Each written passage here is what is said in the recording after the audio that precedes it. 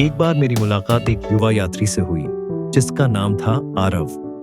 वह नदियां पार कर चुका था, पहाड़ों पर चढ़ चुका था और पूरी दुनिया में सिर्फ एक चीज खोज रहा था, खुशी। उसने किताबें पढ़ी, गुरुओं का अनुसरण किया, सफलता का पीछा किया, जगह जगह भटका, लेकिन फिर भी उसके साथ एक भारी उदासी थी, एक परछाई जो धूप में भी उसका पीछा नहीं छोड़ती थी। हिमालय की ऊंचाइयों के पास एक शांत जगह पर उसने मुझे पाया। गुरुजी, उसने कहा, मैंने सब कुछ आजमाया, लेकिन फिर भी मुझे लगता है कि मैं अधूरा हूं। मैं बस अपने आप में खुश होना चाहता हूं। मैं मुस्कुराया और कहा, तो चलो, अब यात्रा बाहर नहीं, भीतर की ओर शुरू करते हैं। हम एक शांत जंगल से गुजरे। पैरों तले सूखी पत्तियों की चरमराहट गूंज रही थी। रास्ते में आरव ने बताया कि कैसे सोशल मीडिया पर उसके दोस्त तरक्की कर रहे हैं। कोई शादी कर रहा है, कोई कार खरीद रहा है, कोई छुट्टियां मना रहा है। उसे लगता था कि उसकी जिंदगी उनके सामने कुछ भी नहीं। मैं एक छोटे तालाब के पास रुका और उसे आईना दिया। इसमें देखो क्या दिखता है। मेरा चेहरा, उसने कहा।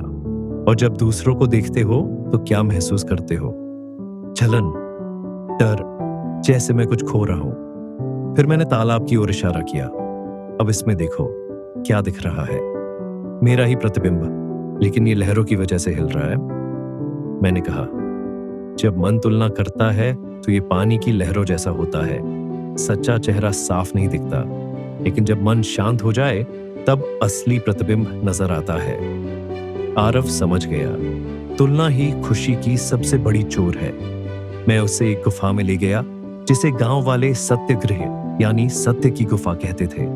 अंदर घना अंधेरा था, बस एक छोटा दीपक जल रहा था। यहां बैठो, मैंने कहा, और कुछ मत करो, बस सांस लो। कुछ देर बाद वह बेचैन हो गया। मुझे बेकार लग रहा है। अगर मैं कुछ कर ही नहीं रहा तो क्या मैं किसी काम का हूं? मैं मुस्कुराया और कहा, हमें सिखाया गया है कि हमारी कीमत हमारे करने से है, लेकिन अपने आप से खुश रहना होने से शुरू होता है।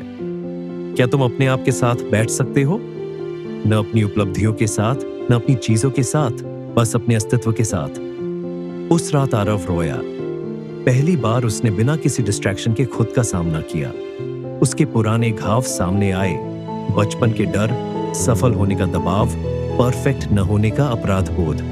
लेकिन फिर भी वह टूटा नहीं। वह इंसान था, पूरा। अगली सुबह हम एक ऐसे गांव पहुंचे जो मुसीबत में था। आरव ने घंटों एक बुजुर्ग औरत की छत ठीक करने में मदद की और एक छोटे बच्चे को लिखना सिखाया। बाद में वह मुस्कुराया, वैसी मुस्कान नहीं जो सोशल मीडिया पर दिखाते हैं, बल्कि दिल से निकली हुई मुस्कान। मैं क्यों खुश महसूस कर रहा हूं? उसने पूछा। मैंने कहा, क्योंकि इस बार तुमने खुद को जज नहीं किया, तुमने बस दिया। सेवा सिर्फ दूसरों के लिए नहीं होती, ये हमें हमारी अच्छाई का आईना दिखाती है।